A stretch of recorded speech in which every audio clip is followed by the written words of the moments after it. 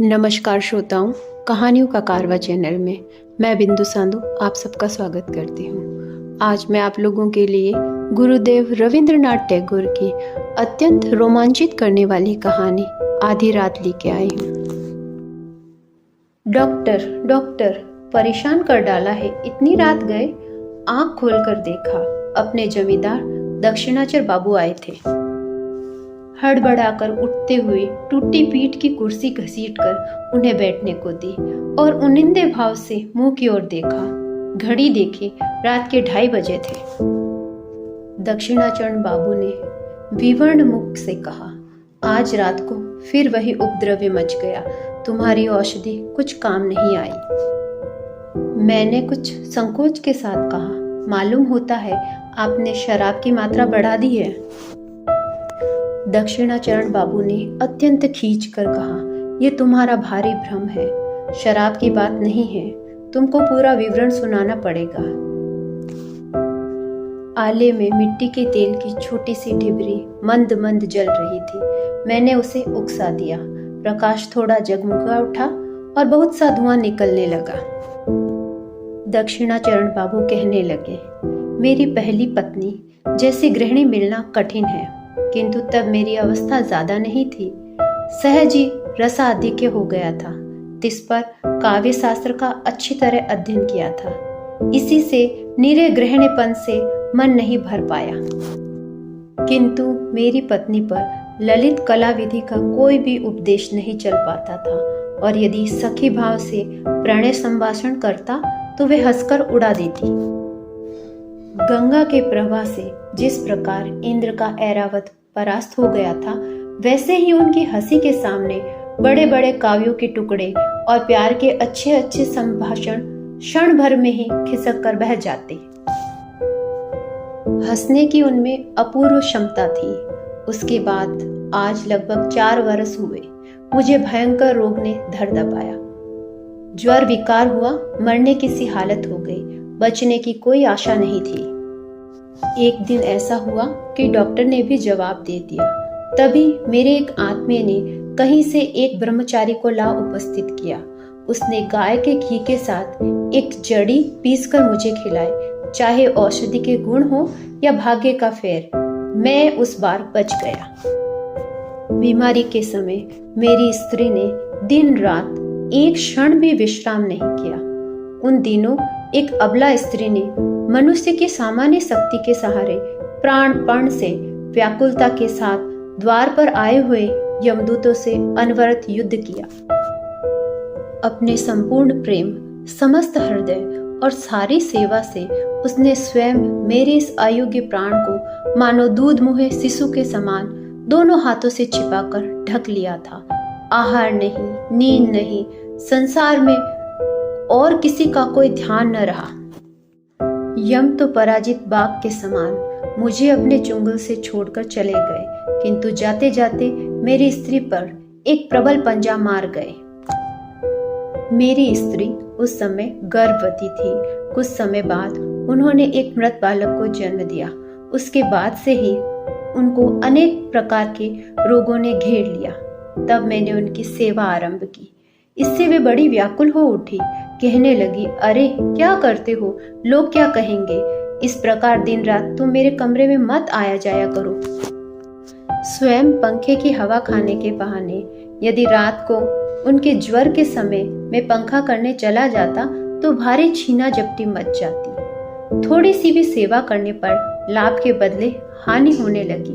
वे कहती, पुरुषों का इतना अधिक करना अच्छा नहीं है। हमारे बरानगर के उस घर को मेरा ख्याल है तुमने देखा है। घर के सामने ही बगीचा है और बगीचा के सामने ही गंगा बहती है। हमारे सोने के कमरे के नीचे ही दक्षिण की ओर मेहंदी की बाड़ लगाकर कुछ जमीन घेर कर मेरी पत्नी ने अपने मनपसंद बगीचे का एक टुकड़ा तैयार किया था। एक विशाल मौलश्री वृक्ष के नीचे सफेद संगमरमर पत्थर का एक चबूतरा बनाया था। स्वस्थ रहने पर वे स्वयं खड़ी होकर दोनों समय उसको धोकर साफ करती थी। ग्रीष्म काल में काम से छुट्टी पाने पर संध्या के समय वही उनके बैठने का स्थान था। वहां से गंगा तो दिखती थी, किंतु गंगा से कोठी की छोटी सी नौका में बैठे बाबू लोग उनको नहीं देख पाते थे। बहुत दिनों तक चारपाई पर पड़े पड़े एक दिन उन्होंने कहा, घर में बंद रहने से मेरा जी न जाने कैसा हो रहा है। आज एक बार अपने उस बगीचे में जाकर बैठूंगी। मैंने उनको बड़े यत्न से सहारा देकर उन्हें धीरे धीरे ले जाकर उसी मौलश्री वृक्ष के नीचे बनी पत्थर की वेदी पर लिटा दिया। यूं तो मैं उनका सिर अपनी जांघ पर भी रख सकता था, किंतु मैं जानता था कि वे उसे विचित्र सा आचरण समझेंगी, इसीलिए एक तकिया लाकर उनके सिर के नीचे रख दिया। चारों ओर शांति थी। एक ओर चुपचाप बैठकर उनके मुख की ओर देखकर मेरी आंखों में पानी भर आया। मैंने धीरे धीरे बहुत समीप पहुंचकर अपने हाथों में उनका एक जीर्ण हाथ ले लिया। इस पर उन्होंने कोई आपत्ति नहीं किया। कुछ देर तक इसी प्रकार चुपचाप बैठे बैठे मेरा हृदय न जाने कैसा हो उठा। मैं बोल उठा, तुम्हारा प्रेम मैं कभी नहीं भूलूंगा। तभी समझा इस बात के कहने की कोई आवश्यकता नहीं थी। मेरी पत्नी हंस पड़ी। उस हंसी में लज्जा थी, सुख था और थोड़ा सा अविश्वास था, और उससे भी काफी मात्रा में परिहास था। प्रतिवाद स्वरूप कोई बात न कहकर उन्होंने केवल अपनी उस हंसी से ही व्यक्त किया, किसी भी दिन नहीं भूलोगे, यह कभी संभव नहीं हो सकता और मैं इसकी आशा भी नहीं करती। इसी हंसी के भय से मैंने कभी अपनी पत्नी के साथ अच्छी तरह प्रेमालाप करने का साहस नहीं किया। उनके सामने न रहने पर जो बातें मन में आती, उनके सामने आते ही वे अत्यंत व्यर्थ लगने लगती। बहुत चिकित्सा करने पर भी मेरी पत्नी का रोग शांत होने के कोई लक्षण नहीं दिखे। डॉक्टर ने कहा, एक बार जलवायु परिवर्तन करके देखना, अच्छा होगा। मैं पत्नी को लेकर इलाहाबाद चला गया। इतना कहकर दक्षिणा बाबू सहसा चौंक कर चुप हो गए। संदेहपूर्ण भाव से मेरे मुख की ओर देखा। उसके बाद हाथों से सिर थामकर सोचने लगे। मैं भी चुपचाप बैठा रहा। हठात मौन तोड़कर दक्षिण बाबू ने कहना शुरू किया। वहां हारान डॉक्टर मेरी पत्नी की चिकित्सा करने लगे। अंत में बहुत दिन तक स्थिति में कोई अंतर न होते देखकर डॉक्टर ने भी कह दिया। मैं भी समझ गया और मेरी पत्नी भी समझ गई कि उनका रोग अच्छा होने वाला नहीं है। उनको सदा रुग्ण रहकर ही जीवन काटना पड़ेगा। तब एक दिन मेरी पत्नी ने मुझसे कहा, न तो व्याधि दूर होती है और न ही मेरे जल्दी मरने की कोई आशा है। तब और कितने दिन इस जीवित मृत को लिए काटोगे? तुम दूसरा विवाह कर लो। अब मेरे हंसने की बारी थी, किंतु मुझ में क्या उस प्रकार हंसने की क्षमता थी? मैं उपन्यास के प्रधान नायक के समान गंभीर और सगर्व भाव से कहने लगा, जितने दिन भी इस शरीर में प्राण है। वे टोक कर बोली, बस बस और अधिक मत बोलो, तुम्हारी बात सुनकर तो मैं दंग रह जाती हूँ। पराजय स्वीकार न करते हुए मैं बोला, इस जीवन में और किसी से प्रेम नहीं कर पाऊंगा। सुनकर मेरी पत्नी जोर से हंस पड़ी। तब मुझे परास्त होना पड़ा। उस आरोग्य आशाहीन सेवा कार्य से मैं मन ही मन थक गया था। उस काम में चूक करूंगा ऐसी कल्पना भी मेरे मन में न थी। अतएव चीर जीव इस चीर रुग्ण को लेकर बिताना होगा, ये कल्पना भी मुझे पीड़ादायक प्रतीत हुई। हाय, यौवन की प्रथम बेला में जब सामने देखा, तब प्रेम की कुहक से, सुख के आश्वासन से, सौंदर्य की मरीचिका में मुझे अपना समस्त भावी जीवन खिलता हुआ दिखाई दिया था। अब आज से लेकर अंत तक केवल आशाहीन और सुदीर्घ प्यासी मरुभूमि। मेरी सेवा में वह आंतरिक थकान उन्होंने अवश्य ही देख ली थी। उस समय मैं नहीं जानता था, किंतु अब जरा भी संदेह नहीं है। मेरे अपने अगोचर अंतर की सब बातों को भी वे अंतर्यामी के समान जानती थी। इस बात को सोचकर आज भी लज्जा से मर जाने की इच्छा होती है। हारान डॉक्टर हमारे सजातीय थे। उनके घर प्राय मेरा निमंत्रण रहता। कुछ दिनों के यातायात के बाद डॉक्टर ने अपनी कन्या के साथ मेरा परिचय कराया। कन्या अविवाहित थी, उसकी अवस्था 15 की होगी। डॉक्टर ने कहा कि उनको मन के अनुकूल पात्र नहीं मिला, इसीलिए उन्होंने उसका विवाह नहीं किया। किंतु बाहर के लोगों से अफवाह सुनी, कन्या के कुल में दोष था। किंतु और कोई दोष नहीं था।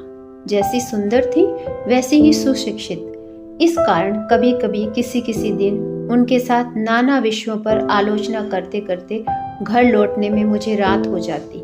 पत्नी को औषधि देने का समय निकल जाता। वे जानती थी कि मैं डॉक्टर हारान के घर गया, किंतु उन्होंने एक दिन भी विलंब के कारण के विषय में कोई प्रश्न नहीं किया। रोगी का कमरा मुझे पहले से दुगना निरानंद करने लगा। तब सेवा करने और औषधि खिलाने का सारा नियम प्राय भंग होने लगा। हारान डॉक्टर बीच बीच में मुझसे प्राय कहते रहते, इनका रोग अच्छा होने की कोई संभावना नहीं है, उनका मरना ही भला, क्योंकि जीवित रहने से उनको स्वयं भी सुख नहीं मिलता और दूसरों को भी दुख होता है। साधारण रूप से ऐसी बात कहने में कोई दोष नहीं, तथापि मेरी स्त्री को लक्ष्य करके इस प्रकार के प्रसंग उठाना उनके लिए उचित नहीं था। सहसा एक दिन बगल के कमरे से सुना, मेरी पत्नी हारान बाबू से कह रही थी, डॉक्टर, फिजूल की इतनी औषधियां खिला खिलाकर औषधालय का कर्जा क्यों बढ़ा रहे हो? जब मेरे प्राणों की ये व्याधि है तब तो कोई भी औषधि दो जिससे शीघ्र ही मेरे प्राण चले जाए।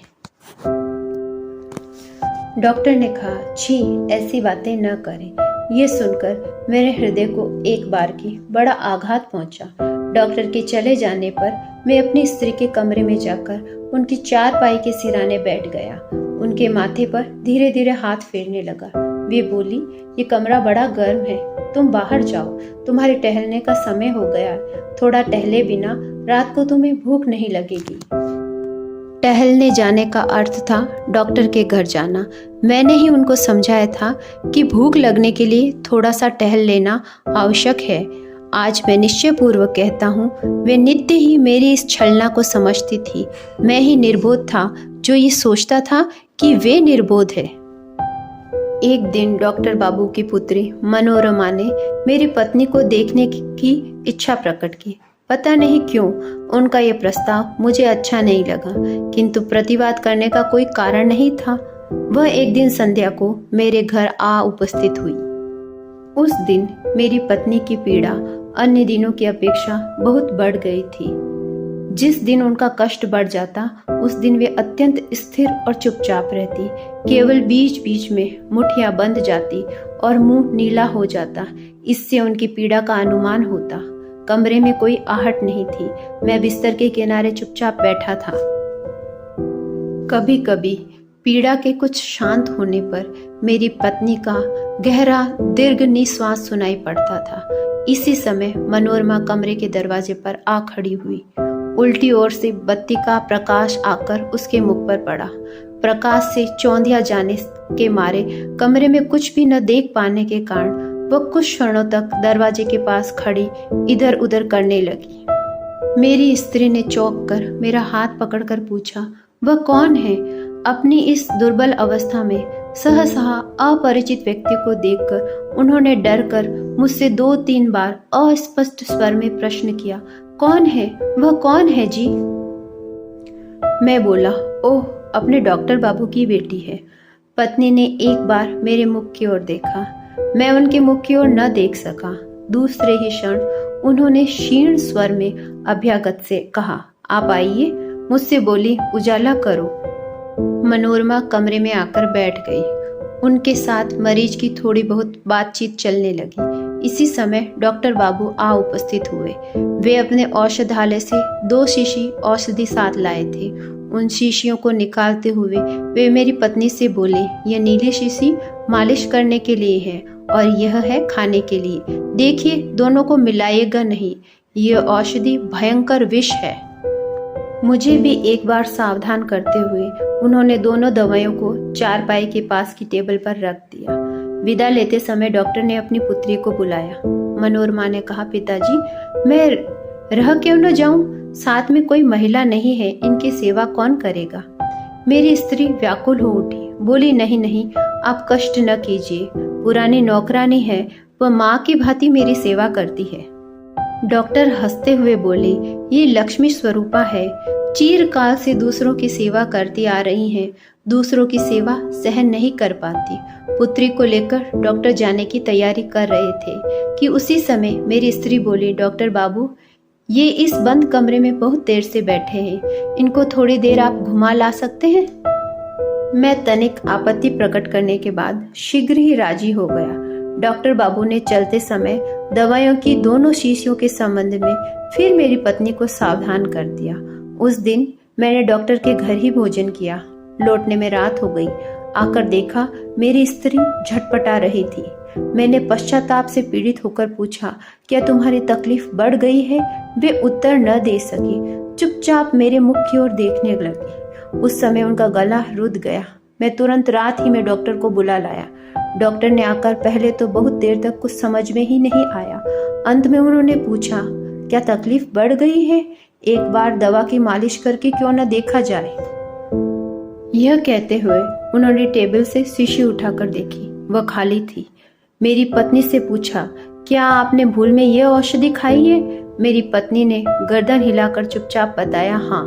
डॉक्टर तुरंत अपने घर से पंप लेने के लिए गाड़ी में बैठकर दौड़े।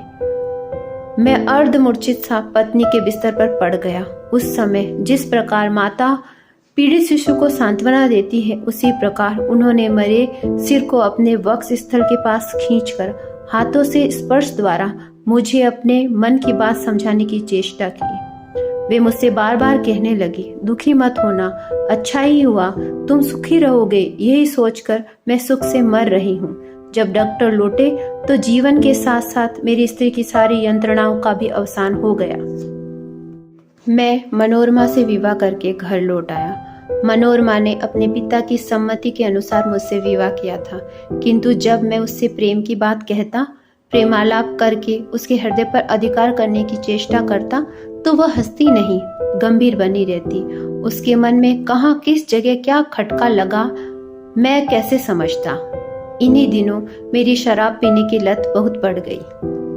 एक दिन शरद के आरंभ में संध्या को मनोरमा के साथ अपने वरानगर के बाग में टहल रहा था। घोर अंधकार हो गया था। घोंसले में पक्षियों के पंख फड़फड़ाने तक की आहट थी। थकान का अनुभव करती हुई मनोरमा उसी मौलश्री वृक्ष के नीचे शुभ्र पत्थर की वेदी पर आकर अपने हाथों पर सिर रखकर लेट गई। मैं भी पास आकर बैठ गया। उस दिन भी शाम को मैंने शराब पी थी।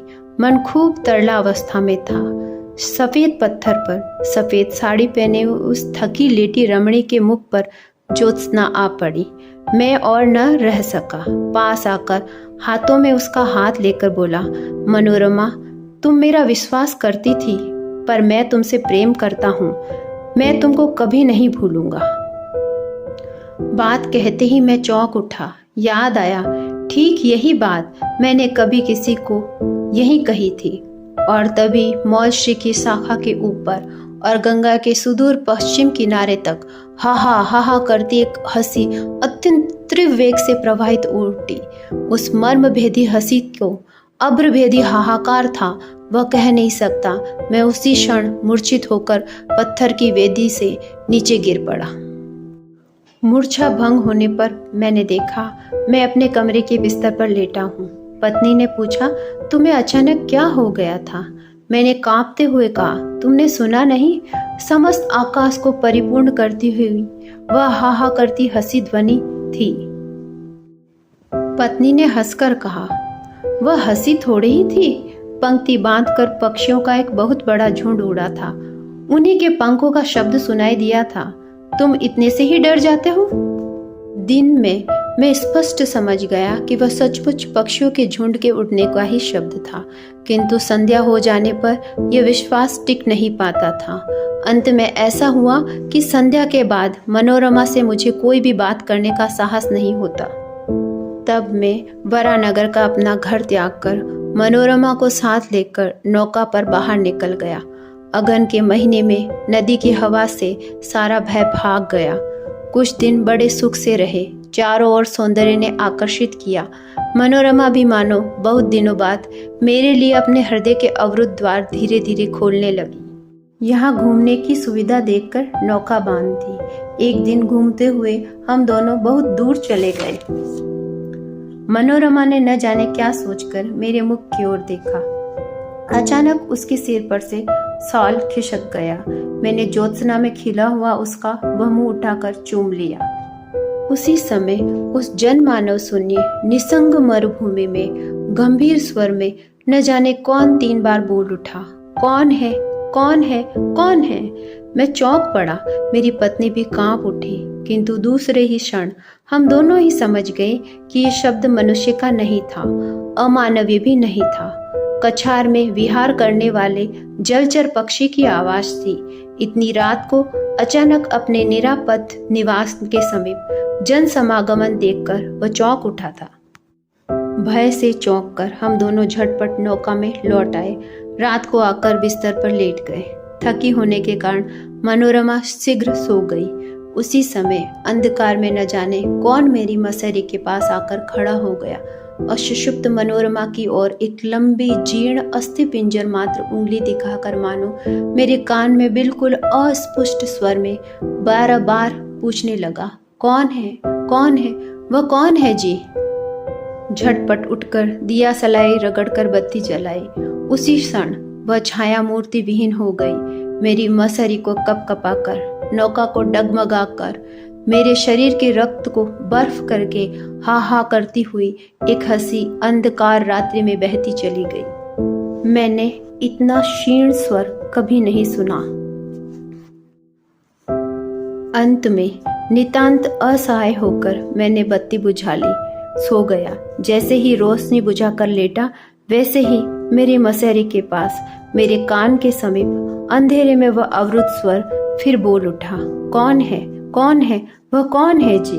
मेरे हृदय का रक्त भी उसी पर ताल देता हुआ क्रमशः ध्वनित होने लगा, कौन है, कौन है, वह कौन है जी, कौन है, कौन है, वह कौन है जी।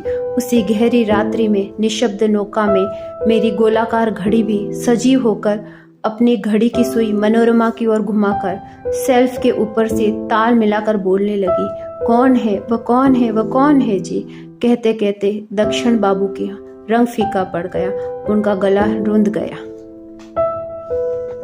मैंने उनको सहारा देते हुए कहा, थोड़ा पानी पी लीजिए। इसी समय सहसा केरोसिन की मेरी पत्ती लुब लुब करती बुझ गया। अचानक देखा बाहर प्रकाश हुआ आया है। कौवा बोल उठा।